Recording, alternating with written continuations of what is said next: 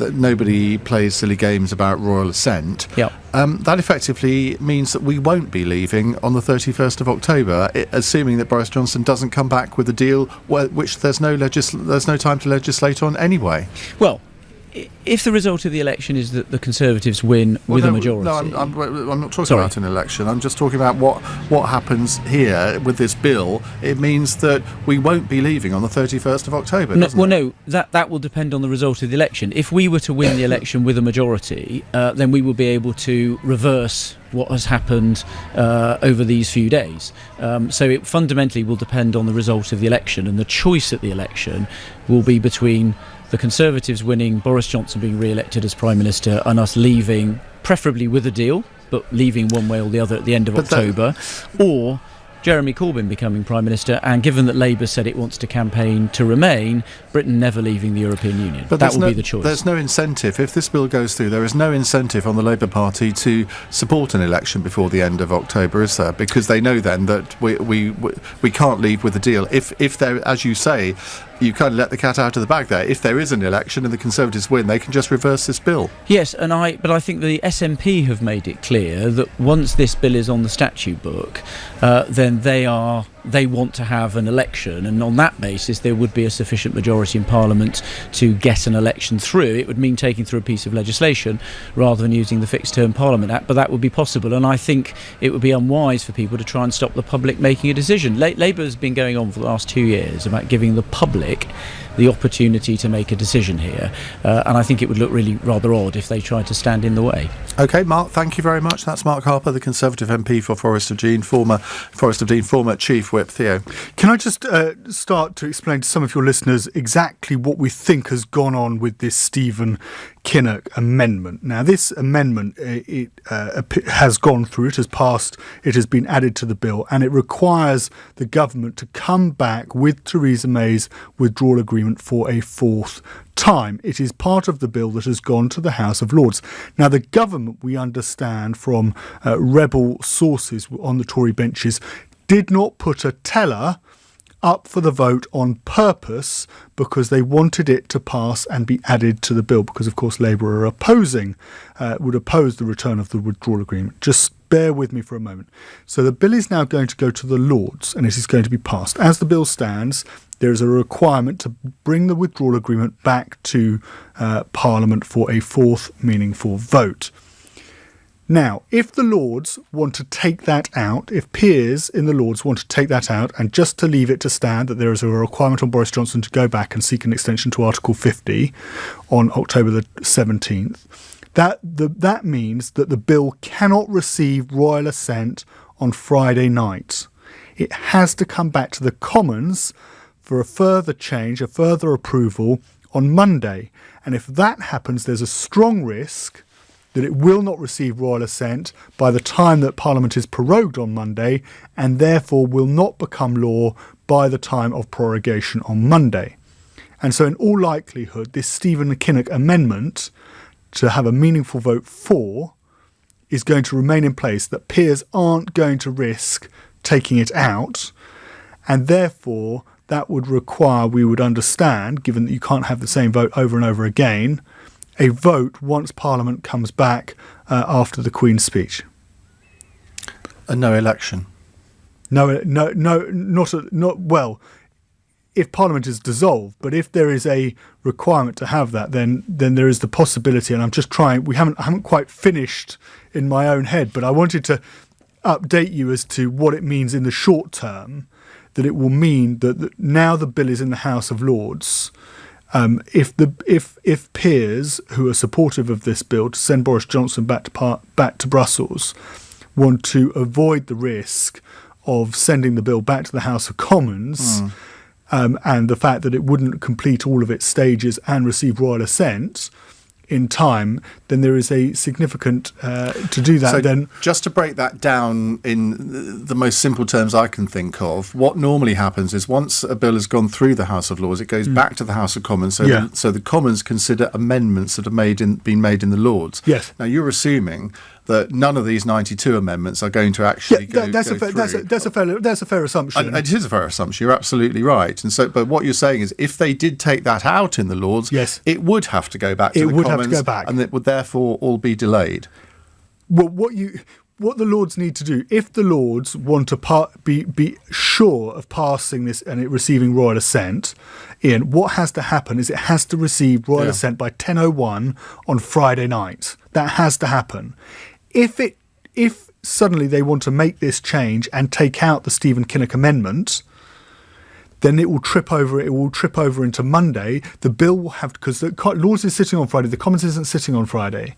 The Commons is sitting on Monday, and therefore, before the bill can receive royal assent and go onto the statute books, it will have to come back to the Commons, and then you have the danger that it wouldn't be voted on in the House of Commons, and therefore it wouldn't receive royal assent by the time the Northern Ireland obligations are met to consider this power sharing agreement. And is that the only business? That's the only business the government has to do on Monday in the House of Commons. That's it. So the House sits at 2:30. There'll be questions on some department or other. So at 3:30, statements. They come to the statement on the progress in Northern Ireland, and then at they do that 4:30. Done. It's all done. They prorogue. Done. So but why can't? And I mean, I don't know whether we're both getting outside our remit here in terms of understanding parliamentary procedure. But why can't the Speaker just say, "Okay, well, at 4:30, we're going to consider Lords' amendments"? Because Boris Johnson has said that he wants to prorogue Parliament any time between Monday and Thursday next week. He's already laid that. He's already sent Jacob Rees-Mogg up to Balmoral to tell the Queen exactly what he intends to do.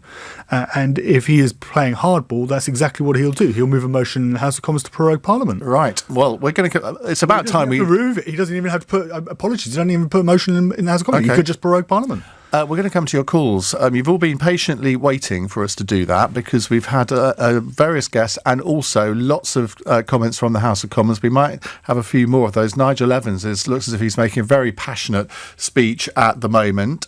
This vote on whether there should be a general election will take place sometime within the next hour, we think. We kind of already know the result, though, because Labour are not going to support it. You're listening to LBC. I'm Ian Dale. It's 8:20. This is LBC. Andrew Castle, every Saturday and Sunday morning from 7. You don't understand. You think that the vote should be disregarded, don't you? Well, I think because it'll affect jobs, it'll affect I know all that. I could list you 1,000 different surveys that are telling us that. It's a pathetic situation that we find ourselves in. But people voted to leave. And we haven't left yet. Andrew Castle. With Vodafone Business. Unlimited data plans specifically for small businesses. LBC. During the Flight Centre September sale, we've got loads of free upgrade offers. Like upgrading your flights to Virgin Economy Delight or Delta Comfort Plus. Upgrading your wheels with 7 days free car hire for holidays to Australia and South Africa. Or upgrading your stay, like going from half board to all-inclusive completely free of charge. So it's all tucking in, no forking out. Chat to us today and we'll tailor-make it easy to plan a holiday that's all travel, no worries. On select packages, subject to availability, at all protected, terms apply. As a busy mum, you're juggling loads of things. And when your kids are ill, you just want to help them feel better. But remember, you don't always need antibiotics to help them get better. For things like sore throats, coughs and colds, you can get advice from your local pharmacy. They'll recommend medicines to help with symptoms or pain. And the best thing is, you don't need an appointment. To find your nearest pharmacy, search NHS Choices. These fingers crossed paprika burgers. Big day today. Jamie gets his exam results. I hope he's done okay. He's worked so hard. So I'm making my paprika burgers for when he gets home. They were lucky last time. I add red onion and paprika to the mince. Then I top with jalapenos. Mom! Well? Make your own burgers with our Tesco finest Aberdeen Angus beef. Food Love Stories, brought to you by Tesco. We're all going on a no-alcohol holiday. Drink-free days for me and you. Drink less each week with no-alcohol holidays. Down the pub, in your home, at a work too. Your body will thank you. Enjoy more drink-free days every week with no alcohol holidays. Find out more at drinkaware.co.uk. At Honda, we see a future where technology makes car collisions a thing of the past. We've started by equipping every CR-V with Honda Sensing, our suite of advanced safety features as standard. Things like our collision mitigation braking system and lane keep assist, which keeps you in your lane even if your attention wanders. Safety shouldn't come at a price, so we're offering a £1,000 test drive incentive and 5 years complimentary servicing if you buy a CR-V by the 30th of September. Visit honda.co.uk to find out more. Terms and conditions apply. Offer excludes CR-V hybrid. Cross Question with Ian Dale on LBC. Well, it's not cross question on LBC. It's we will have a cross. It was supposed to be, but tonight of all nights we thought, well, we should actually cover what's going on in the Commons. We will also be looking at some of the other speeches that are taking place, and we'll bring the vote on this election motion to you as soon as it happens. It's likely to be sometime within the next hour. So let's go to your calls. Really, I suppose the question we have to ask is, if you're a Labour supporter, do you think Jeremy Corbyn is doing the right thing in not voting to have an election, when for the last 3 years he's been calling for one virtually every single day? Who do you want to go to Brussels on the 17th of October to negotiate with the EU, Jeremy Corbyn or Boris Johnson? Robin's in Whitehaven. Hello, Robin. Hello, Ian. Hi. I'll answer the question you just said first, but I've got a more important point too that I'd like to make. I'd like Jeremy Corbyn to go to Brussels, because what we've seen so far of Boris Johnson's premiership, I think, has been awful. Is wrong-footed. Must be taking some seriously bad advice. He really is struggling now. I've watched politics most of my adult life, and I think he's probably the worst Prime Minister we've had at the beginning of his premiership. And a new Prime Minister usually has a bounce, and you know what I mean? You get that new Prime Minister bounce where everything's going for you and everything, but Boris just hasn't had that. So if I can only see downward spiral from here. So I think Jeremy Corbyn would probably be the better one to go and negotiate, because I think Boris has been taken prisoner by the ERG, and I think he's tied his own hands basically by the do or die, will come what may, no ifs, no buts. I think he's tied his own hands, and I think there's no way for him now. But do you not think after 3.5 years he was absolutely right to say, look, we need to leave the EU now, because if we don't, nobody's going to trust us ever again? Well, I think he's completely wrong, because you can only go out and make statements like that if you know you can actually win and get them through. You know what I mean? So I really don't understand what his logic is and what he's done by making such bold statements, which everyone in the country knows he was never going to get through Parliament. So I really don't understand why. He must be taking some really seriously bad advice from somewhere. That's the only thing I can think. The default legal position is that we do leave on the 31st of October, whether there's a deal or not. So that's what he was relying on. I think he probably thought that MPs wouldn't do anything about that. But as you say, he may have been wrong. So presumably you therefore think there should be an election? Well, I think there should be an election, but I think there should be an election after this bill's been passed, and we can't crash out with no deal. Now, I must say that I'm a regular caller to LBC. I voted for Brexit, and I believe in Brexit, but I don't believe in burn your bridges Brexit, where you know, I mean, you've got to work together. So I think Boris's complete attitude is wrong to what he's done. So I really do think he's wrong. And that will bring me on to my next point. What I'd like to make is the Conservative Party, they've lost their identity. We've seen Winston Churchill's grandson have the whip taken from him. We've seen the father of the house, Ken Clarke, have the whip taken from him. Now, you cannot, in my opinion, get any more conservative than those two people there.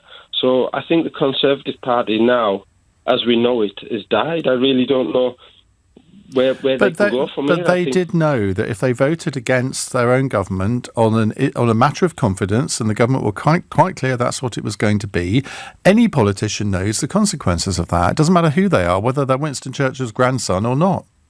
Well, you say that though, Ian, but if you look at all the record of people voting against their own government, None of them have ever had the whip. I really do think on a confidence. You missed what I said. On a confidence vote, if a Labour MP voted against their own government on a confidence vote, they would have the whip withdrawn too.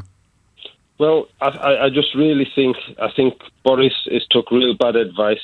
I think you've got to bear in mind this Brexit referendum. It was 48-52, so it's very close. If Boris goes to the country for an election, I don't think he'll win it because seriously. There's a lot of Conservatives now who have been Conservatives their entire life. I'll be looking what Boris has done to these 21 or 22 long-standing Conservative MPs, and they'll be appalled by what Boris has done. There will be people that are appalled. I'm slightly appalled in that I think that I think that all parties, if they want to be successful, they need to be broad churches. They need to be coalitions of people, and you should be able to have John Redwood and Ken Clarke in the same party. Jay is in Barnet. Hello, Jay. Hi there. Can you hear me okay? Hello? Yes, I'll tell you if we can't hear you. What would you like to say?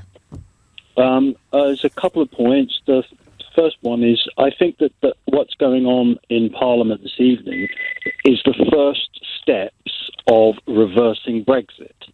The procedures of what they're doing is basically saying, OK, we'll take no deal off the table. And then, if there's no deal, because at the moment we're suffering from no deal Brexit. This is no deal. There's no deal. There's no Brexit. And then they're going to bring forward a no Brexit deal. That's how I see it. But I'd like to just talk about the legal implications of Article 50, because in Article 50 it's very specific about no deal.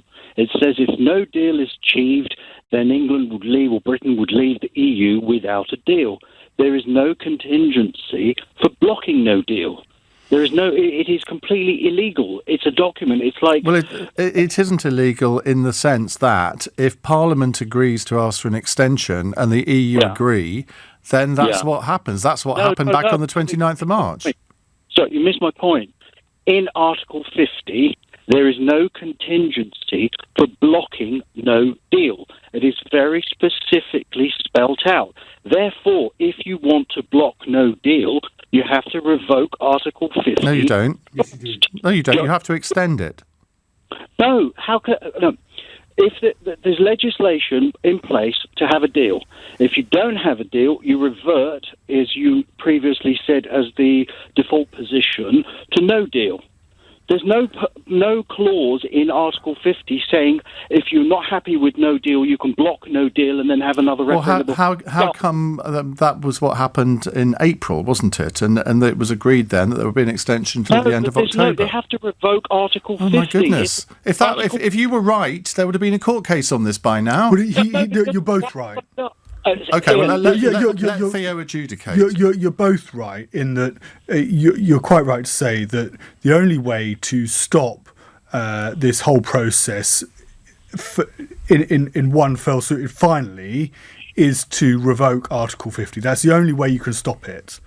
What Ian is, of course, referring to, and Ian is right to say this, is that it is possible to keep on going back to the European Union, 27 other EU leaders, and on two provisos. Firstly, that we request that extension, and secondly, that there is unanimous agreement amongst all of the other members that they are willing to grant the extension, that we can go back and we can ask for another extension.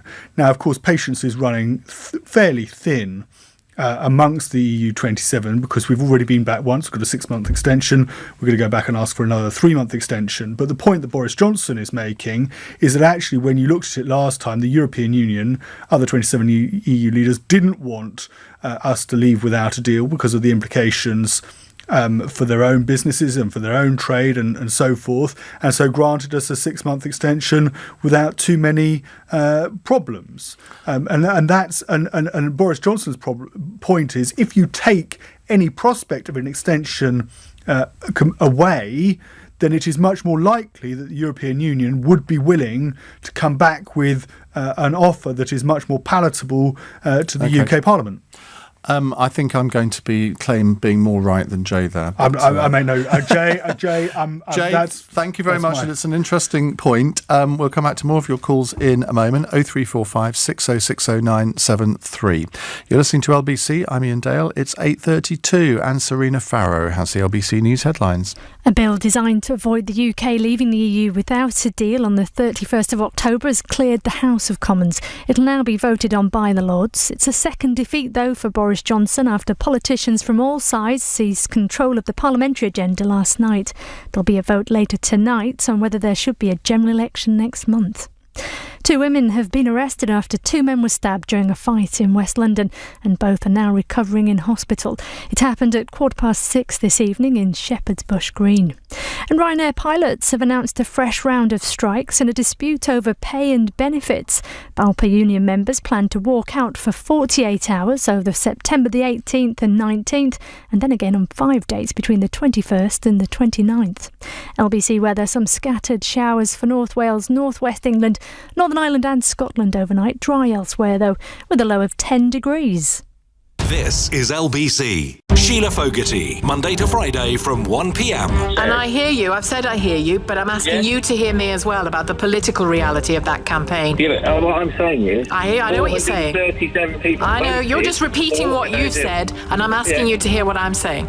Yeah, but the reality was, when they activated Article 50... Richard, thanks for your call. David in Henfield. Can you do conversation? Sheila Fogarty. With Blink, an Amazon company, helping give your family peace of mind. LBC. My mum can't remember my first steps. She can't remember walking me to my first day at school, or watching me walk down the aisle.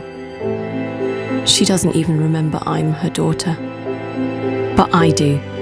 That's why I'm walking the Alzheimer's Society Memory Walk for my mum. Join me to help defeat dementia. Sign up at memorywalk.org.uk. Who will you walk for? memorywalk.org.uk. And now, before the next programme, a short poem written and read for you today by the celebrated poet Trevor Jones, simply called Life. Who knows what it really means? Means. Beans. Oh, delicious Heinz beans on piping hot buttered toast. Now that's poetry. Dreaming of the unique taste of Heinz beans makes it better. We spoke to the Cans from Sly about what BT's new complete Wi-Fi brings to their busy house. Now the Wi-Fi literally does reach every corner of the house. We have 11 people that all use the Wi-Fi for different things, and the Wi-Fi disc has helped that so much. The harmony in the house has improved 10 or 20-fold. The Cans are 11 more happy BT customers with complete Wi-Fi that guarantees a Wi-Fi signal in every room. Up to 3 discs to guarantee Wi-Fi or £20 off your bill. Terms apply. Think money. Hello, I'm an elephant. And remember, we never forget. What was I saying? Ah, yes, the Think Money credit card. You could get a credit limit of up to £1,500 even if you've had a bit of a wobble in the past. Plus, what was it? Yeah, with the Think Money credit card, you can check if you'd be accepted without affecting your credit score. Check if you're eligible today at thinkmoney.co.uk. Thinking of a credit card? Think Money. 39.9% APR representative variable. Think Money Limited is a credit broker. Capital One is the exclusive lender. Leading Britain's conversation. Ian Dale. Tweet at LBC. 8:36. Let's cross back to the central lobby of the House of Commons. Layla Moran, the Liberal Democrat MP for Oxford West and Abingdon, is there. Layla, very good evening. Good evening. How will you be voting tonight in this election motion?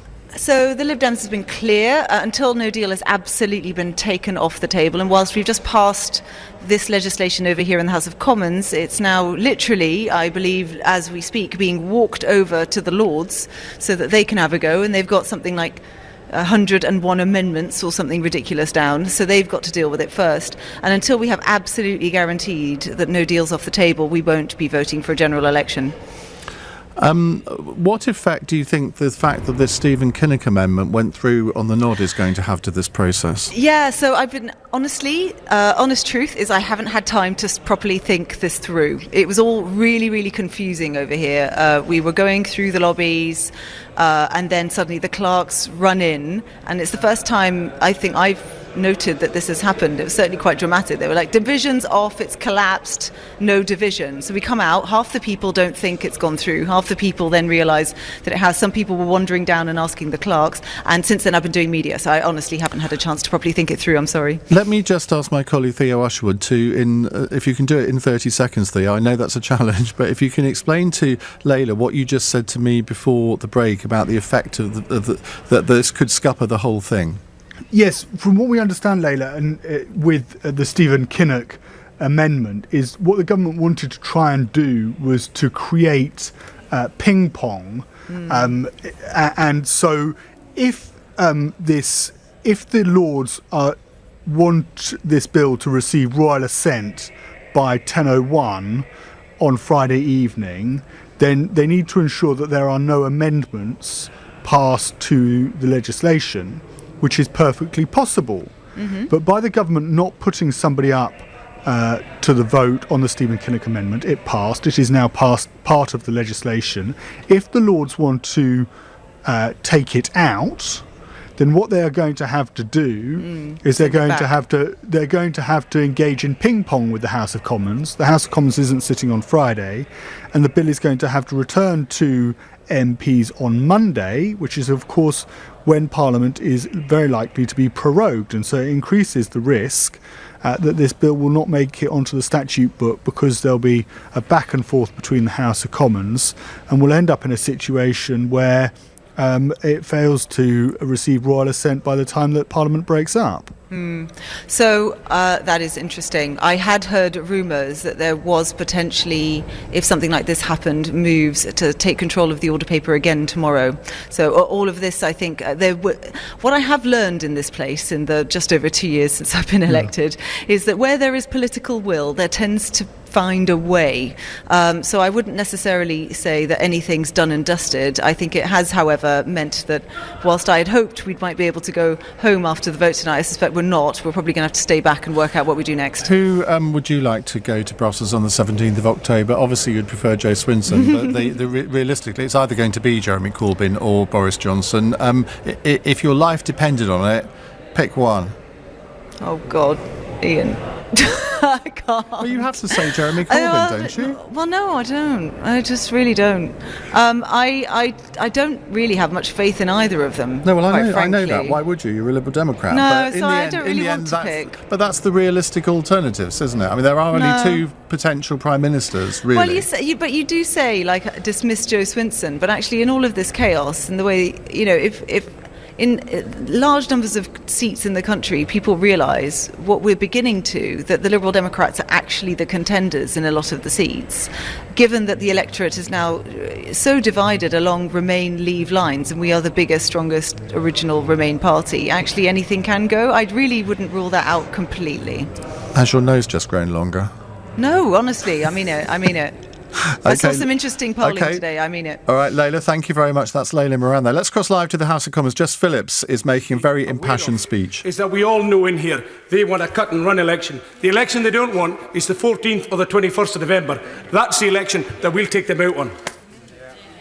I absolutely agree, and I will not vote for any election that falls before the 31st of October. I absolutely will. I'd like to thank my honourable friend for giving way, and I also will not be voting for a general election today, because I do not want in any way for a no deal in this country, because it will not 100%. Only harm my constituents, it will harm the 22,000 EU nationals who are living in my constituency. We have in this country the Home Secretary saying that the freedom of movement will end at midnight on the 31st of October, which means that my EU citizen...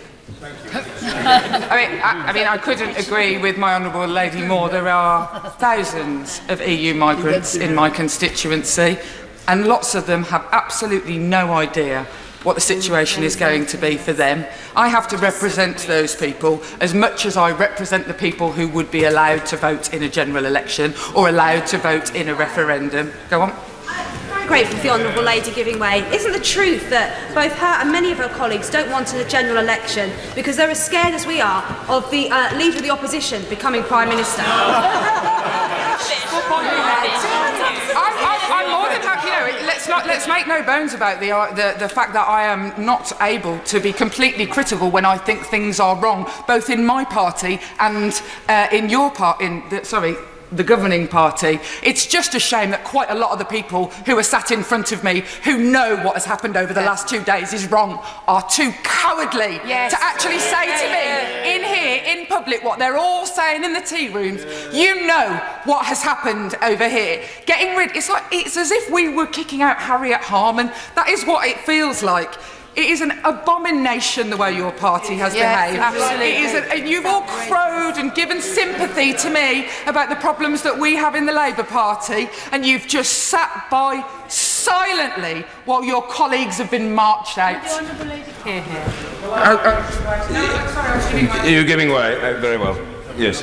Indeed. Thank the Honourable Lady for giving way. And the point she makes about the fact that how the party on that side has treated its very loyal members of Parliament, whatever else might have said, I think it's unheard of in parliamentary history that an MP who's voted against his party to have the whip suspended. That is a bullying boy tactic. I'm going to round up my comments. I agree entirely. I'm going to speak for Brenda in Bristol, although there's plenty of Brendas in Birmingham. And I'm going to speak for Brenda in Bristol, and the reason that I don't think that we should have a general election and the reason I won't vote for it is because I think, actually, we shouldn't go on conference recess. We shouldn't be proroguing Parliament. We are currently in a national crisis. This is not a game. This is not some toy that we can play with. The British public think that we should... I'm not going to give way anymore. I apologise, I have given way plenty of time. The British public, if you were to go out into the street and ask them, they think that we should be in here doing our jobs. They think that we're away from here too often anyway. I am appalled by the prorogation, and from now on, let's call it shutting down of Parliament, because I literally hate the word prorogation, and the people outside probably don't understand what we're talking about half the time. The shutting down of Parliament has essentially killed a bill that I have worked on for 2.5 years, something that people in this House have deeply held feelings on, and I'm meant to believe that the Prime Minister is really doing this because he has a vision for the people in this country. He has a vision that comes to him every night, and it is his own face. I will vote against an election until the end of October, until this is sorted, because the British public want me here working for them, and that is what I will do.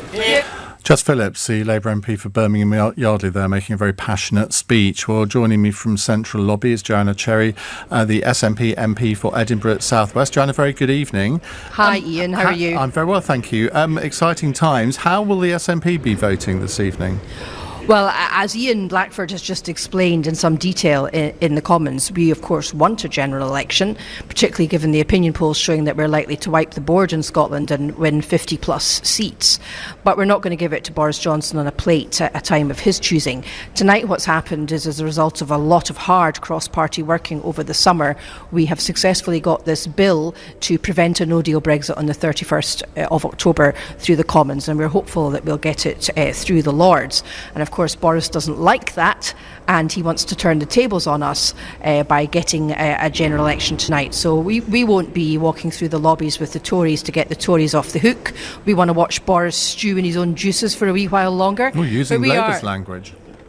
Well, I think that phrase may have been used by one of my colleagues first earlier today, but I think it's a good phrase, and if it's Labour's language, well, good luck to them, because I agree with them on this one. Like the Labour Party, the SNP want to see Boris stew in his own juice for a while, and we're not going to hand Boris on the plate, we're not going to hand to him on a plate control of Parliament, which he has lost. The fact of the matter is that Boris Johnson has lost his majority drastically in the last 24 hours. What he should really be doing is resigning. He's only trying to get a general election so that he can try and take back control of the agenda over the next few days. What we want to do in the Scottish National Party is to get this bill passed, get it a royal assent, get it into force, and of course the bill provides that it will come into force when it's passed, and then we'll be very happy to agree to a general election and look forward to wiping out the Tories in Scotland and taking quite a few seats off Labour as well. Fighting talk there. What about this legal action that you've been instrumental in? You lost today. What's the next? Are you appealing? Well, Yeah, the judge at first instance found against us today, but we have an appeal to Scotland's appeal court tomorrow morning at 9:30 a.m. And what I'd like to say about that is we have a very distinguished legal team of legal experts from north and south of the border, and not including myself in that, by the way, I'm just the client this time, advising us in this case, and they've reached the view that we have reasonable prospects of success at appeal. So have a number of other legal teams, the legal team advising Gina Miller, the legal team advising the Lord Advocate, Scotland's Chief Law Officer, who will be joining us in argument tomorrow, the legal team advising the Welsh law officers, the legal team advising John Major, and the legal team advising the case in Northern Ireland. So a number of legal teams think this case has reasonable prospects of success. So the crucial thing to understand is the judge at first instance found against us. 3 judges in Scotland's highest court of appeal will hear the case tomorrow, and I've no doubt that no matter what the outcome of that, the unsuccessful party will appeal to the Supreme Court. And I suspect that all 3 cases, the Scottish case, which I'm involved in, the English case and the Northern Irish case, will end up in the Supreme Court before long, conjoined together, and then the Supreme Court of the United Kingdom will make the final decision on whether it was lawful for Boris Johnson to prorogue Parliament in these circumstances. But just to finish quickly, Ian, the crucial thing is, even if we were to lose this case, it's been a useful exercise because the discovery process has forced the British government to produce to the court a number of redacted documents which showed yesterday, as read into the record by our counsel, that Boris Johnson had decided to prorogue Parliament in September as early as the 16th of August, but his spokesperson went on to deny that. That was the case on the 25th of August. Now, it's hardly a revelation that Boris Johnson doesn't always tell the truth. He's got a bit of a record for that and has lost a job at the behest of a Tory Prime Minister and an editor of the Daily Telegraph for not telling the truth. But it's a very serious matter to not tell the truth to the court, and his government's pleadings have been somewhat lacking in candour to date. And I understand that tomorrow the BBC will be seeking for those documents to be unredacted and put into the public domain, and we'll be looking for that as well, and I've no doubt the Lord Advocate will too. When the judge... We're shining a light on what's going on behind the scenes. Let me ask a question, please. That's the way this is supposed to work. Fire away. When the judge says this has got nothing to do with the law, this is a political thing, it's nothing to do with the courts, that's pretty damning, isn't it? Well, we think he's erred in law in finding that, and we've already pointed to a number of authorities which say that the exercise of the prerogative in these circumstances is justiciable. And of course that's the argument that Gina Miller and others will be making in the English case, which goes to the English High Court tomorrow. So there's quite a lot of lawyers saying that the Scottish judge has got it wrong. He may not have done, but that's the nature of litigation. But we think we've got reasonable prospects of success on appeal. Just finally, obviously Indy Ref 2 is still a big issue in Scotland. Yeah. If I was to say to you now that Scotland could leave the rest of the United Kingdom with no deal, you'd bite my hand off, wouldn't you? Sorry, I don't understand what you're saying. If Scotland wants to withdraw from the rest of the United Kingdom, obviously there have to be negotiations with the rest of the UK in terms of who gets what and all the rest of it. No, I wouldn't bite your hand off. In Scotland, the Scottish National Party wants to do things by the book and lawfully. When we leave the United Kingdom, we may have certain obligations. We are also entitled to a share of the assets of the United Kingdom, so we would like to do it by civilised negotiation. One thing that we've learnt watching... Well, let me finish. One thing we've learnt watching this process, watching the Conservative Party attempt to negotiate to leave the European Union, we've learnt how not to do things, and we certainly won't be falling into the trap that they've fallen into. All right, Joanna, thank you very much. That's Joanna Cherry, the SNP MP for Edinburgh South West. You're listening to LBC. It's 9 minutes to 9. Nick Ferrari at breakfast. Weekday mornings from 7. LBC. Michael, now Lord Howard, of course, was leader of the Conservative Party. Yes, it's a very sad moment, and many of those who have lost the whip have been friends of mine for a very long time. But I think the Prime Minister really had no alternative. But how sad a day is it for the party you once led, Lord Howard, that someone such as Sir Nicholas Soames, I'm sure a close friend of yours, grandson of Winston Churchill, there's no room in the Conservative Party for him today? It is a very sad day. Nicholas was in my shadow cabinet all those years ago. But we've got to get this done. We've got to get the result of the referendum implemented. Nick Ferrari at breakfast. With Xero, get your business digital ready with Xero accounting software. LBC.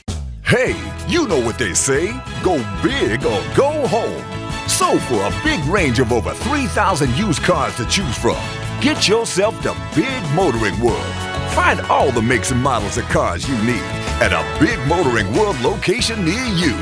Go to bigmotoringworld.co.uk. Find the Menace from the M25 and now in Stratford by Westfield. Hit it, ladies. Big Motoring World.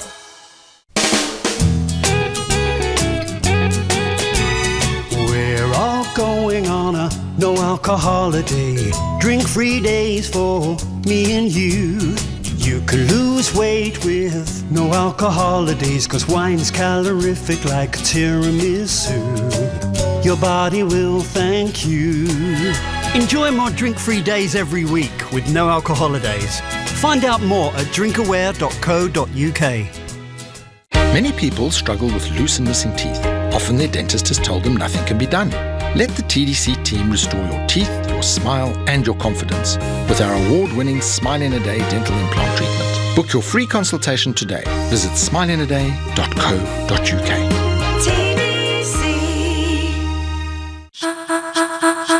Millions of people are missing out by having a current account that doesn't pay them any interest on their hard-earned money. TSB offers interest to all their Plus account customers for no monthly fee. Plus, you can stop your friends and family missing out by recommending the Plus account to them. And when they switch, you'll both earn £75. Search online or visit your local branch. Terms and conditions apply. At Cathay Pacific, we believe it's not about how far you've come, it's about how far you'll go. That's why ambition and innovation are at the heart of our story, challenging ourselves to move beyond previous achievements and to move you forward in life. With state-of-the-art cabins, world-class entertainment and award-winning service, you'll arrive ready to make the most of what lies ahead. Flying to over 70 destinations across Asia and Australia, Cathay Pacific. Move beyond. We spoke to the Cans from Slough about what BT's new complete Wi-Fi brings to their busy house. Now the Wi-Fi literally does reach every corner of the house. We have 11 people that all use the Wi-Fi for different things, and the Wi-Fi disc has helped that so much. The harmony in the house has improved 10 or 20-fold. The Cans are 11 more happy BT customers with complete Wi-Fi that guarantees a Wi-Fi signal in every room. Up to 3 discs to guarantee Wi-Fi or £20 off your bill. Terms apply. Leading Britain's conversation. Ian Dale. Tweet at LBC. 5 to 9 here on LBC. Sue is in Edgware. Sue, what would you like to say? Hi. Hi, yes. Well, I've been following this avidly. I'm not a political aficionado. I don't know a lot about it, but I am a Leaver and I'm a Tory. And my view is that they've all been bleating on about a people's vote. And it seems to me that that's what a general election would be, because if you want to leave the EU, you vote for Boris, and if you don't, you vote for somebody else. So that's the people's vote that they appear to have wanted from the beginning of time. Yep, I couldn't disagree with you on that, I have to say. And in addition to that, I'm really shocked and I find very unpleasant how horrible and vitriolic most of the SNP and some of the Labour speakers are. I heard Jess Phillips quite recently. They are so unpleasant that it seems to me it's got absolutely nothing to do with the will of the people and everything to do with just spite. And in addition to that, what I find really irritating is that Parliament are Remainers. Parliament is a remaining body. But that's not what the country voted for. So if my MP was putting the block on leaving the EU, I would make damn sure I never voted for him again, because they're not representing their constituents. Who is your MP? It's Nick Hurd.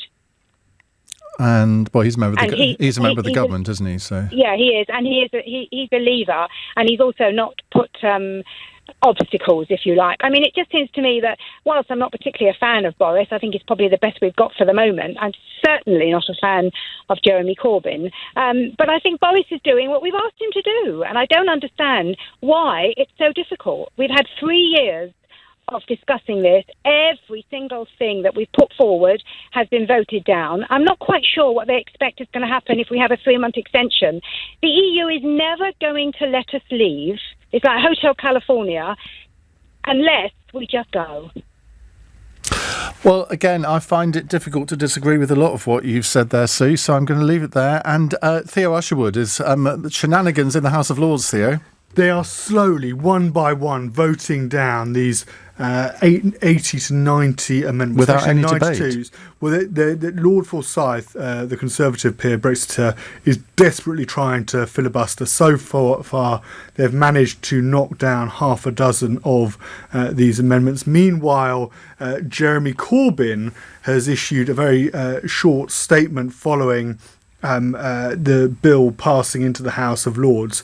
And it's interesting because he says in this statement, and this is from the Labour Party press office, Labour Party leader Jeremy Corbyn tonight told MPs that Labour will support a motion for a general election as soon as the bill to stop no deal becomes law, as soon as it has received royal assent.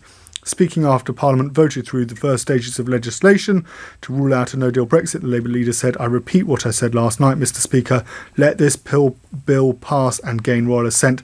Then we will back an election," which puts him at direct odds with Emily Thornberry on this programme last night and Keir Starmer at the dispatch box this afternoon, who want to see a general election only once Boris Johnson has been to Brussels and secured that extension. What you heard from Jess Phillips, what you heard from MPs, Labour MPs in the House of Commons there, and it's really worth just reiterating the context of this for your listeners, is that they do not want to see a general election before October the 31st because they are scared that Boris Johnson, once Parliament has been prorogued, but before Parliament has been dissolved, will change the date of the election until after October the 31st, and therefore prevent MPs from stopping a no-deal Brexit. Quick question before we go to the news.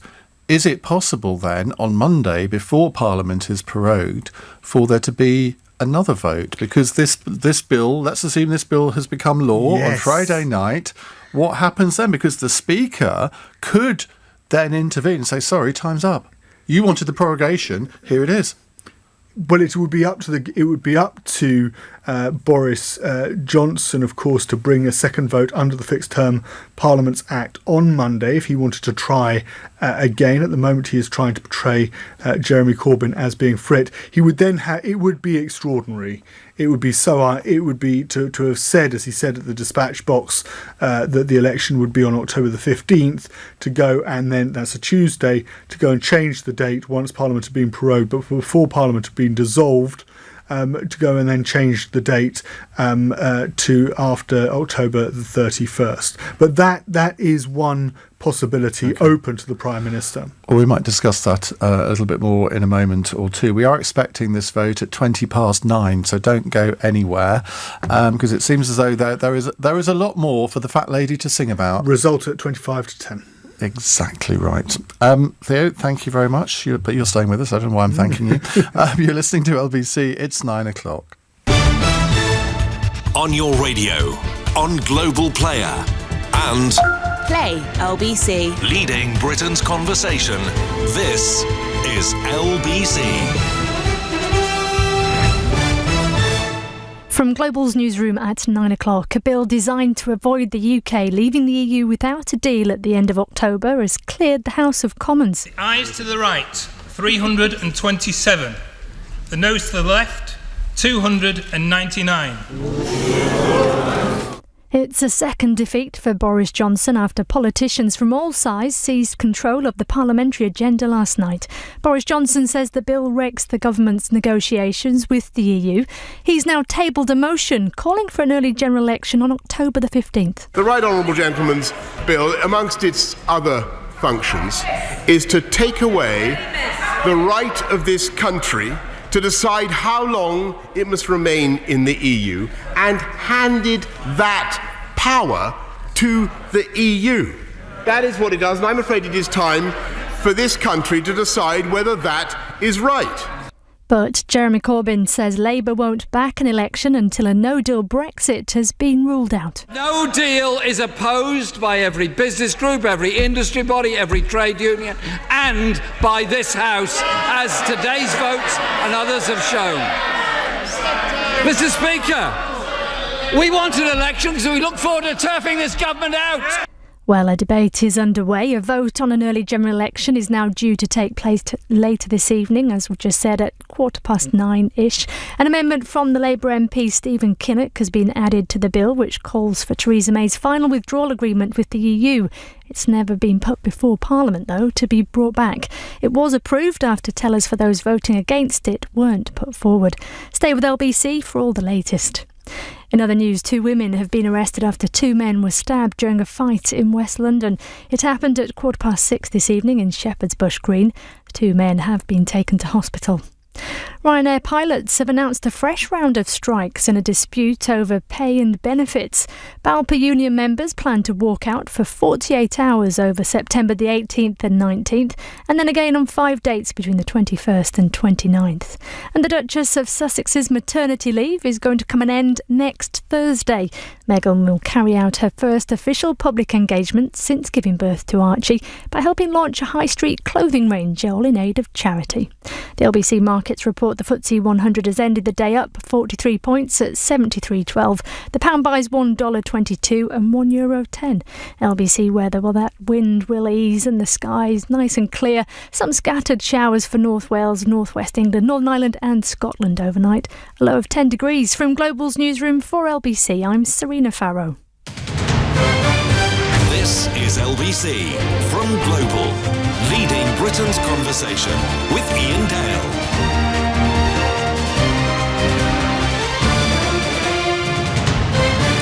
Hello, very good evening. 3 minutes past 9. The headlines tonight, in a sense, revolve around 2 issues in the House of Commons. The first is that Hilary Benn's bill is now in the House of Lords, being considered there. The second is that Boris Johnson's motion to call an early general election is being debated in the House of Commons at the moment. Sir Bernard Jenkin, the Conservative MP, is on his feet. We're expecting the vote to take place at 20 past 9. We'll have the result for you around 25 to 10. We're expecting the government to be defeated on that because none of the opposition parties are going to support it. But that isn't necessarily the end of the story. Harriet Baldwin, the Conservative MP for West Worcestershire, former Foreign Office Minister, joins me from Central Lobby in the House of Commons. Harriet, very good evening to you. Good evening, Ian. I imagine you expect that this motion is going to be voted down tonight. What happens then? Yeah, isn't it interesting? I must say I'm completely baffled by what is going on here because Labour and the leadership were calling for a general election as early as Monday this week. But when they're offered a chance on Wednesday to actually vote for one, it looks as though they're going to vote against. And I understand some of the other parties are also going to vote against, and it needs a 2/3 majority to pass under the Fixed Term Parliament Act. So, we're going to come to this crossroads in the road, and no one's going to have the opportunity amongst the general public to have their say on the current situation. And I think, every day that goes by here, I think we can't believe what's happening. And I think the Labour position has really been found out. They voted for triggering Article 50. They voted against the deal 3 times, and now they're voting against the general election. I think their voters who are listening to your programme must be mystified. I think a lot, not just their voters, I think a lot of people are mystified by what's going on. But if this goes down, and if the bill becomes an act at the end of tomorrow, would there be time on Monday, in your understanding, for a new election motion to be put, or is that not possible? Well, again, given the prorogation. We're all learning our constitutional law every day, aren't we? And unprecedented things keep happening. My understanding is that earlier in the week, the Chief Whip was talking about, if tonight's motion doesn't pass, putting down a different motion tomorrow that would either perhaps repeal the Fixed Term Parliament Act, which would need a simple majority, still need to go through the Lords, or some other amendable motion. So we will see what happens, and you probably know before we do. We're just the people who have to go and vote for these things. Harriet, thank you. That's Harriet Baldwin, Conservative MP for West Worcestershire. Joining us now also from Central Lobby is Hilary Benn, the chair of the Brexit Select Committee, Labour MP for Leeds Central. Actually, I think we're just getting the microphone to him. Let's read out a couple of emails and texts here. This is from Jane in Leighton. I don't care about an election. I voted in every election, both general and local, since I was 18 years old and now 70. Since the expenses scandal, I voted whilst holding my nose. But now my contempt for MPs playing their silly games, talking about procedures and policies while the general population tries to get on with their lives. My decision is nothing to do with Brexit, and my sadness at the present dire situation knows no bounds. You see, this is where we're heading. This is where people are going to lose such faith in the democratic process because they see MPs that don't actually respect what they've been told to do. Theo? I've got to disagree with you on that point, Ian, because isn't the issue this? Because it's often said that Parliament doesn't reflect the referendum result, but isn't the issue that you're dealing with two different models of democracy? One is a referendum, one is a parliamentary democracy, and of course they're different.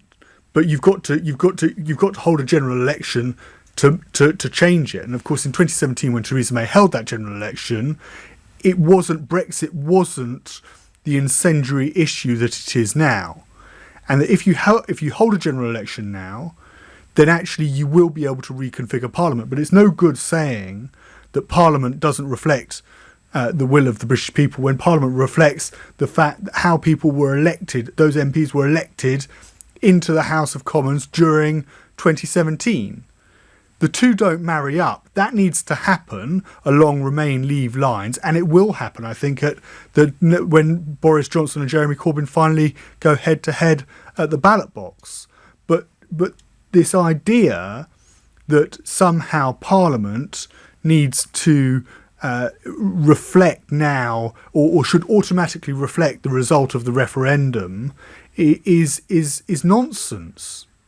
It is nonsense. It actually isn't nonsense. I'm not saying that MPs are delegates, but what I am saying is, and I think what the texter there, Jane in Leighton, was saying, is that 3.5 years on, the House of Commons has proved itself to be thwarting the views of the 17.4 million people we should have left by now. But 3.5 years on, Parliament has been unable to deliver a deal that the European Union is prepared to offer the British government based on what was based on the referendum result. I'm not saying the referendum result. You saw the document, the 27-page document that cost £9 million that was sent out that would leave the single market. We will implement what you decide. We will implement what you decide, and they haven't. And I am not disputing that. What I am disputing is that this idea that Parliament has refused to enact that the 2016 referendum result. That Parliament has been unable to enact deliberately unable by a lot of people. Maybe some, but certainly not by all. And there was an opportunity from Theresa May's argument. It was an opportunity to do it. Let's talk to Hilary Benn, the chair of the Brexit Select Committee. Labour MP for Leeds Central, joins us from Central Lobby. Hilary, very good evening. Ian, good evening to you. Now, what's going to happen to this bill? Because we hear strange things about Stephen Kinnock's amendment and what might happen in the House of Lords. Well, we need to get the bill through the House of Lords, and their lordships are going to have to grapple with that. I mean, as far as Stephen Kinnock's amendment is concerned, it doesn't affect the purpose and the strength of the bill, so it doesn't get in the way of the central aim of the bill, which is to ensure that if the Prime Minister is not able to bring back a new agreement and get the approval of the House of Commons by the 19th of October, he must ask for and then agree to a further extension. And the aim of it, of course, is to prevent a no-deal Brexit on the 31st of October. Indeed, but the point I'm making is that I'm told that if the bill doesn't come back unamended by the end of Friday and get royal assent on Friday, it could fall. Well, we clearly don't want that to happen, and the amendment from Stephen Kinnock that was added doesn't affect the purpose of the bill, so I'm quite happy for the bill to be approved by the Lords with that amendment in. But do you not think that it might come out, and the Lords might amend the bill, and if the Lords amend the bill, it has to come back to the House of Commons, and there's no time to do that? That is correct, and therefore I hope that the Lords will not amend the bill, because I think there will be a good majority for the bill in the House of Lords, and they know very well if they do pass an amendment, the bill has to come back and we might lose the whole thing, and that's not what those who support the bill in the House of Lords would want to see happen. Let me just play you this brief clip. It's time instead we had a general election and the people could choose who their government should be. The public do deserve an election. And let the people have a real say and call a general election. There has to be another opportunity for the people of this country to decide who they want to be in their government. I think we need a general election. Call the election and let the people decide. The only thing I'm concerned about is how soon the general election can come, and we'll take that fight all over the UK. And bring about a general election so the people of this country can decide their future. We will call for a general election. We want a general election, as do all the other parties. We can decide the future of this country through a general election. The best way to settle this is by having a general election. It's time for a general election to break the Brexit deadlock and give the country a say. There has to be a general election so the people of this country can decide. Call a general election so that we can have an election to decide the direction we go as a country. But you're about to vote against one. Yes, because we're not falling for Boris Johnson's trap. I mean, the only reason he has brought this motion before the House tonight is because he's suffered a significant defeat with the passage of the bill. And he wants a general election so that, hopefully, in the course of it, he might get a step closer to taking us out of the European Union. But the only way to actually prevent a no deal is for Jeremy Corbyn to become Prime Minister after a general election, so he can then go to Brussels on the 17th of October. And it shows a remarkable lack of confidence in your ability to win an election when you don't actually agree to have one tonight, doesn't it? No, I don't agree with that. I think it shows really smart politics by Jeremy Cynical Corbyn. Politics, that's what it shows, Hilary. No, I don't agree with that, Ian. I think it shows smart politics because the Prime Minister is trying to entice us into a trap. We know, for example, Ian, that he might say, oh yes, well, I want to have the election on the 15th of October, but he could change the date subsequently. No, there could be a one-line bill to rule that out. We don't trust the Prime Minister. No, but you would trust an Act of Parliament. But do you think he's going to bring that? I don't think so. Look, let me put it this way. He's not putting it. If he loses tonight, which we both believe he will, what will happen then, as I understand it, is that they will introduce a one-line bill to overturn the Fixed Term Parliament Act and put a date of October the 15th for an election. That would need a simple majority in the House of Commons on Monday. You would have got your bill through then. Would you vote for that? No, for this reason. The other problem, and it's a serious one, is do we absolutely trust the Prime Minister to honour the obligation that the bill, if it's passed by the Lords, places on him to seek and agree an extension? Now, we had Michael Gove at the weekend being asked on the television, would you abide by the bill? He said, oh, we'll have to see what the legislation says. Now, the only answer to that question from a government minister must be, of course, we will abide by the law. And I'm afraid there is a lack of trust. And that is why I want to see that extension secured, which means it being offered and agreed by the European Union, or if the Prime Minister can persuade Parliament to agree a deal, well, obviously we would then leave with a deal. But since he's not actually seriously negotiating at the moment, Ian, as you know, Angela Merkel said we haven't seen any proposals. The Deputy Prime Minister of Ireland said we haven't seen any proposals. Where is his plan? And what we believe is he's running down the clock because what he really wants is a no-deal Brexit, and we're not falling into that trap which he's now trying to build around his phony call for an election. But there is no trap. If you win an election, it's all happy days for you, isn't it? So that's the way to guarantee it. And I still don't understand. The only reason that you don't want an election, I come back to the initial point, is because you fear that you would lose it. And I understand that because Mark Harper, the former Tory Chief Whip, told me earlier that the government would reverse tonight's bill to block no deal if there is an election before the 31st of October and the Tories win. Well, I think that also makes the point as to why we shouldn't fall into that trap, because in the national interest, the single most important thing, putting an election on one side, is that we don't leave on the 31st of October without an agreement, because this is about the impact on people's lives, our constituents, the businesses they work in, the investment they rely on. This is very, very serious, and Boris Johnson is pursuing that as an act of government policy, and we're not going to make it any easier for him to make that happen. And when that is, the bill's passed and the extension is secured, then by all means, let's have an election, and nobody could accuse Jeremy Corbyn of not wanting one, as your splendid compilation demonstrated. I wasn't sure how much longer it was going to go on. It could have gone on for a lot longer, I can assure you.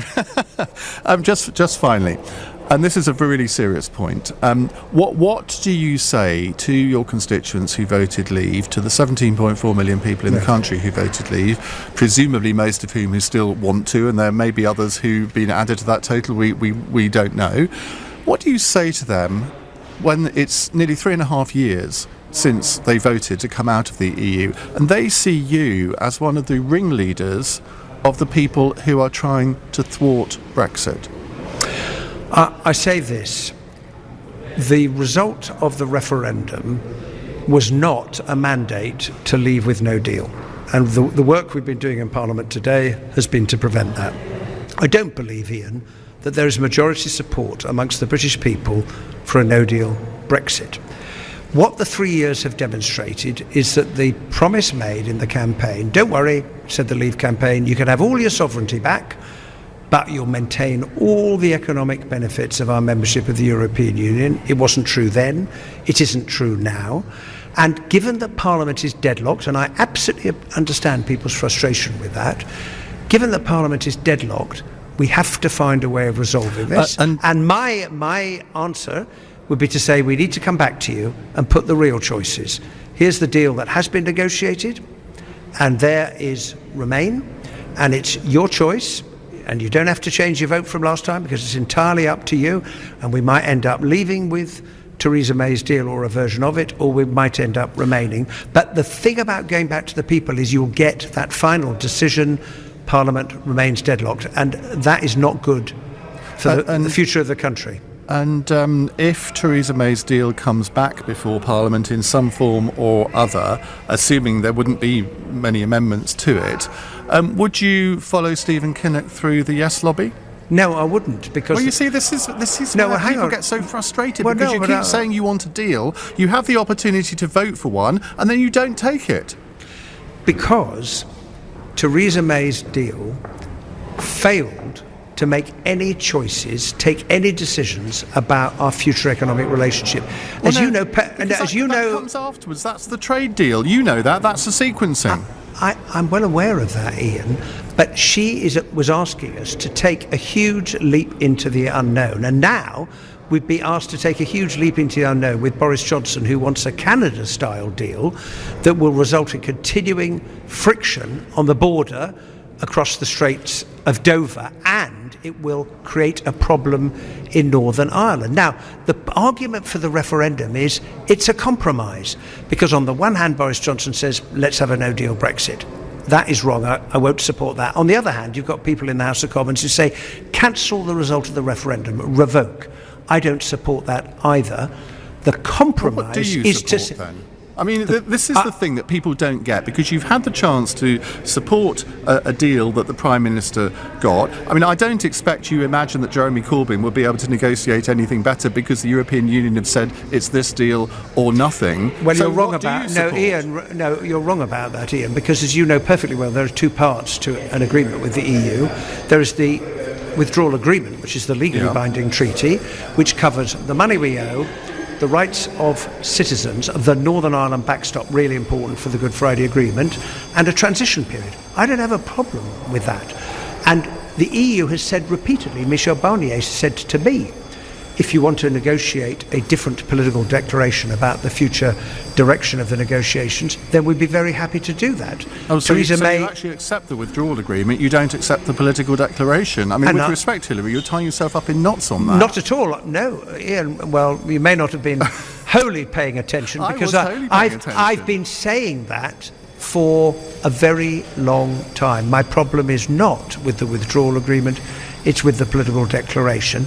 And the thing about a confirmatory referendum is, as Phil Wilson and Peter Kyle said to the former Prime Minister, we're prepared to let your deal go through so it can go onto the ballot paper, even though we don't agree with it. Now that is a compromise, as long as in the referendum people can decide whether on balance they want to remain. And that's a very British middle way that would resolve it, and I think that's the route that we should take. So I do have down too, didn't it? Well, I know, and that makes the point about us being deadlocked, but at some point opinion is going to have to shift, and I hope it shifts in the direction of a confirmatory referendum. Okay, well, I can hear the division bell, so I know you've got to go and vote. Thank you very much indeed. That's Hilary Benn, the chair of the Brexit Select Committee, Labour MP for Leeds Central. Well, lots for Theo and I to chew over in that, lots for you to chew over in that. We'll take more of your calls in a moment. It's 23 minutes past 9. LBC. At Cathay Pacific, we believe it's not about how far you've come, it's about how far you'll go. That's why ambition and innovation are at the heart of our story, challenging ourselves to move beyond previous achievements and to move you forward in life.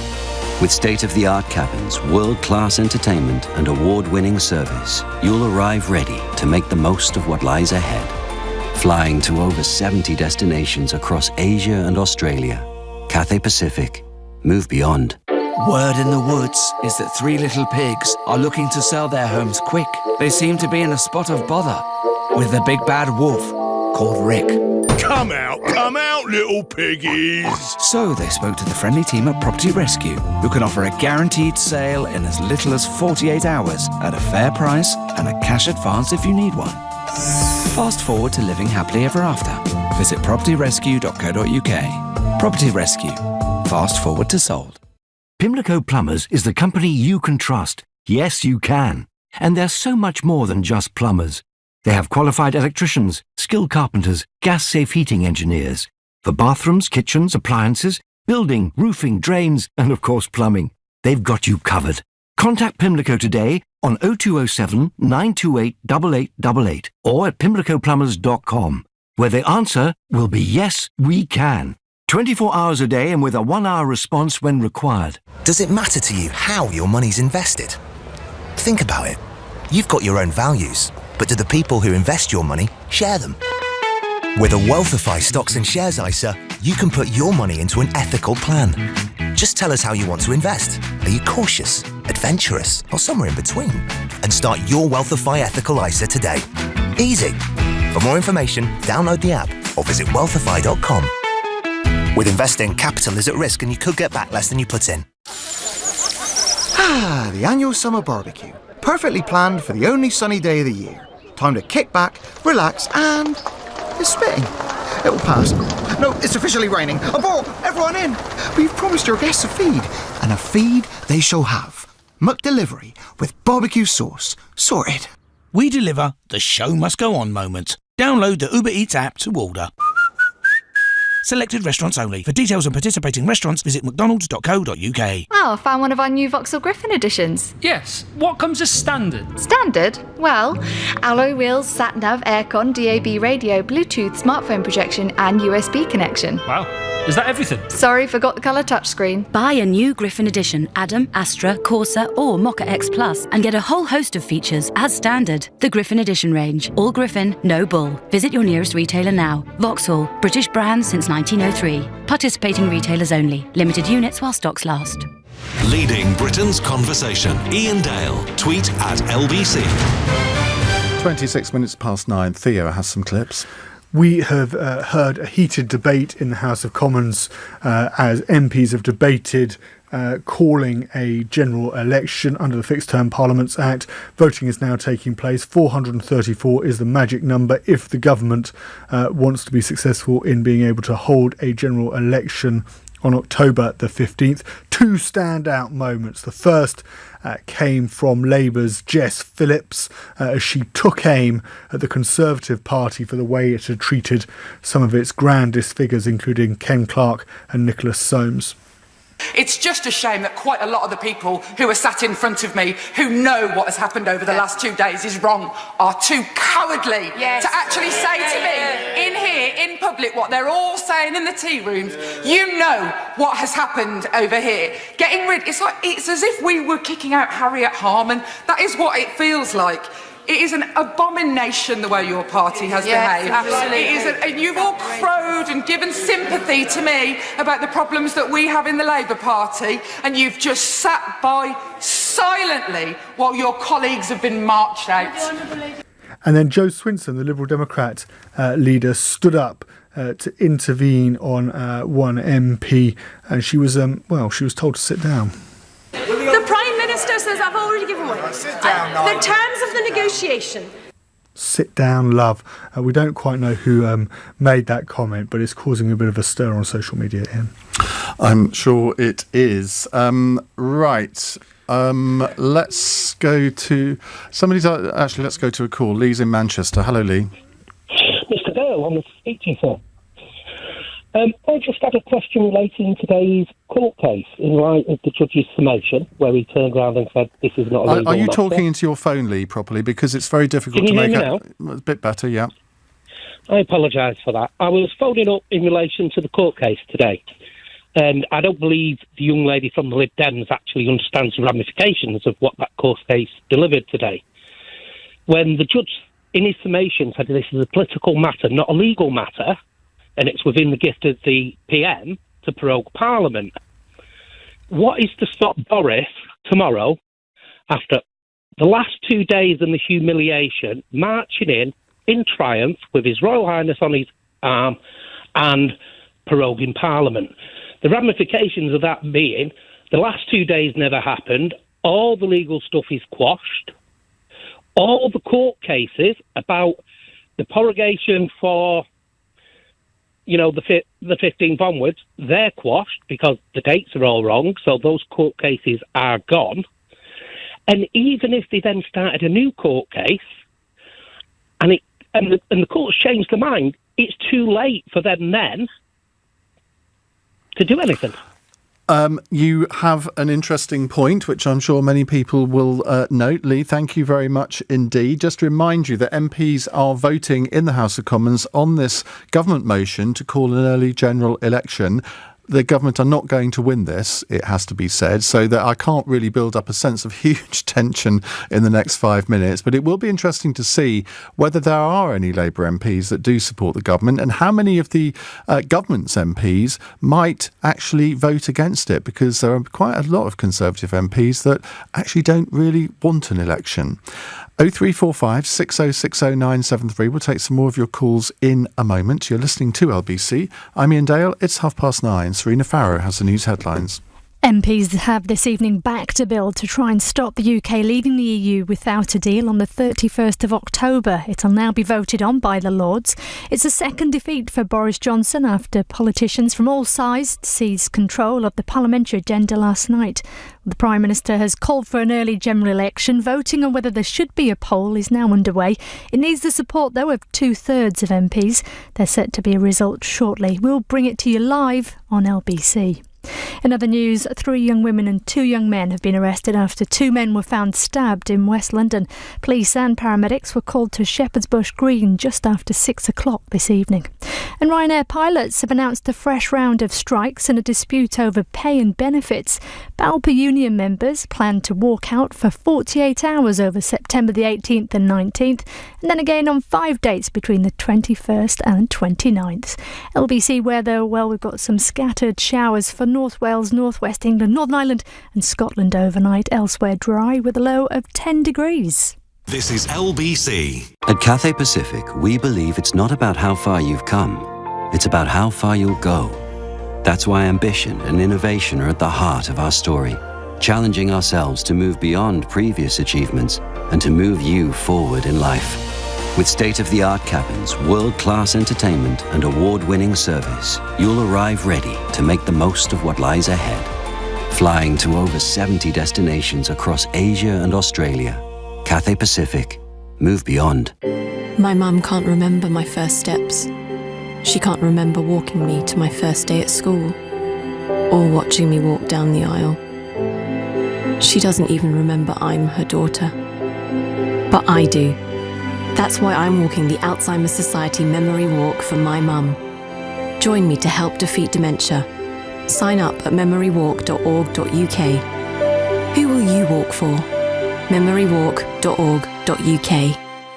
We spoke to the Cans from Sly about what BT's new complete Wi-Fi brings to their busy house. Now the Wi-Fi literally does reach every corner of the house. We have 11 people that all use the Wi-Fi for different things, and the Wi-Fi disc has helped that so much. The harmony in the house has improved 10 or 20-fold. The Cans are 11 more happy BT customers with complete Wi-Fi that guarantees a Wi-Fi signal in every room. Up to 3 discs to guarantee Wi-Fi or £20 off your bill. Terms apply. What would you do if you knew there was a place to learn step-by-step strategies designed to help you make the right moves inside the financial markets? A place to develop lifelong skills that could help you generate income and build confidence towards your retirement goals. At Online Trading Academy, we know there's an investor in all of us, and we know how to teach people just like you the skills and knowledge that could empower you to take control of your financial future. Start by taking our free introductory class, where you can learn about the 2 biggest mistakes investors make, as well as strategies that could help you make your money work harder for you. For over 20 years, Online Trading Academy has been teaching students skills designed to help them invest with the confidence of the professionals. To register, visit otaclass.co.uk or call 020 3893 2622.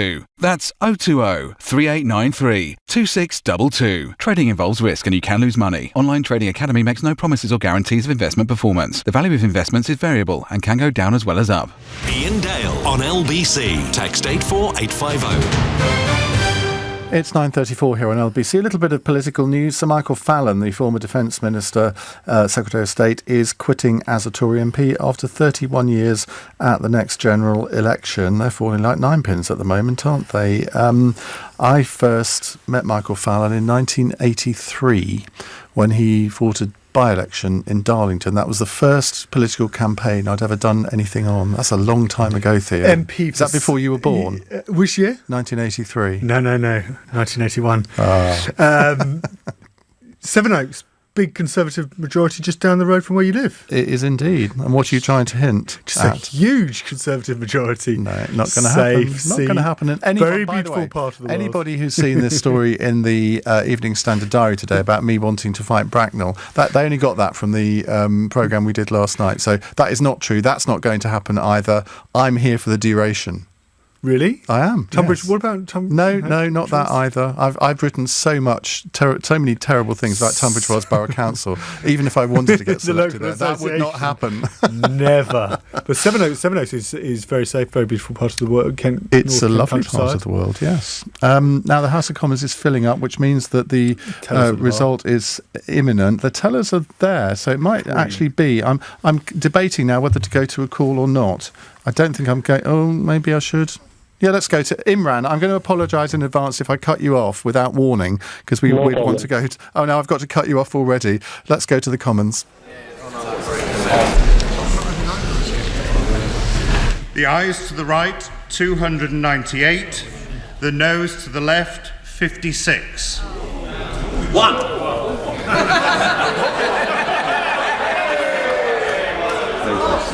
The ayes to the right, 298. The noes to the left, 56. So the ayes have it, but the House will be aware that the motion has not obtained the majority required under the Fixed Term Parliaments Act 2011.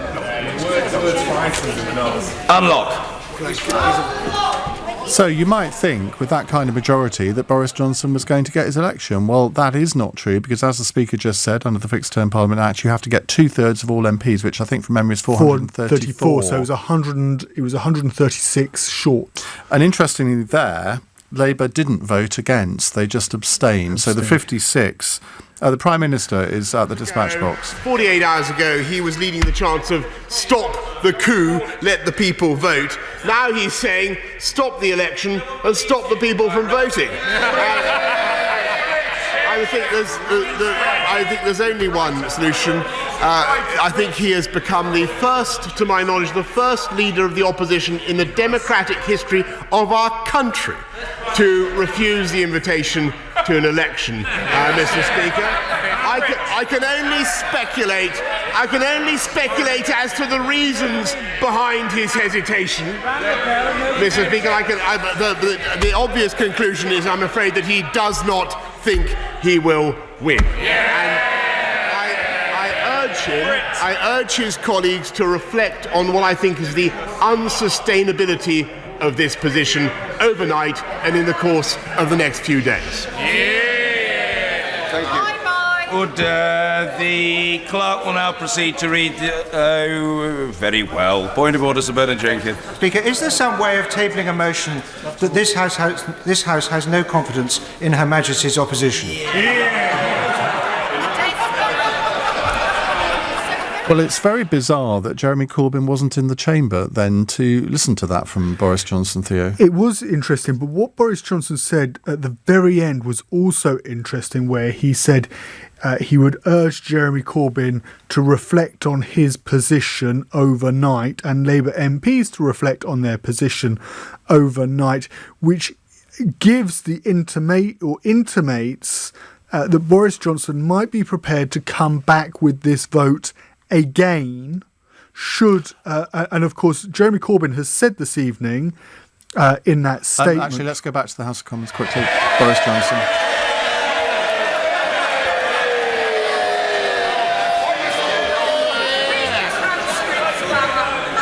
We were a bit late there, so I don't know what he actually said. It was very brief, whatever it was. So apologies for that, Theo. You were interrupted. What I was saying was that Boris Johnson intimated at the end of his statement, when he asked Jeremy Corbyn to reflect on his position, that he may be prepared to come back with the same vote under the Fixed Term Parliaments Act again. Now, Jeremy Corbyn issued a statement this evening in which he said that the bar for the Labour leadership, he said, was that this bill has to receive royal assent, and then Labour would be willing to take part in and vote in favour of a general election. So Boris Johnson seems to be keeping the door ajar on a But it won't get royal assent, will it, until Friday? Friday, but then that leaves Monday. So if it were to receive royal assent on Friday, there is the possibility that Boris Johnson could bring about a general election. Well, he'd have to bring the FTPA motion on Monday, so the vote would be on Tuesday. Even though Parliament is going to be prorogued on Monday? Doesn't have to prorogue it. You can prorogue it any time between Monday and Thursday. So the Monday date is not fixed, because I thought earlier we discussed this. After the Northern Ireland report at 3:30, that would be when Parliament would be prorogued. Sorry, I was talking about that in the context that if the fear of going into Monday with this bill, and if it were to go into Monday and there was to be a parliamentary ping pong, and the government were to try and talk it out, then the obvious point at which they would do that would be at around 4 or 5 o'clock on Monday. But of course, if the bill receives royal assent in the House of Lords and there's no ping pong, which Benn indicated when he spoke to you 20 minutes or so ago he'd be perfectly happy with, then the bill receives royal assent on Friday. It goes onto the statute books. Monday, there's no urgency, therefore, on the behalf of the Prime Minister to prorogue Parliament. He can choose any time in that window between Monday and Thursday. And therefore he could, on Monday, lay a motion under the Fixed Term Parliaments Act to have a vote on Tuesday for an early election. And Jeremy Corbyn, on the basis of what he has said tonight in a statement, that once the bill receives royal assent, he would support it, would vote and whip Labour MPs to support it. And therefore we could have a vote we could have a general election still on October the 15th.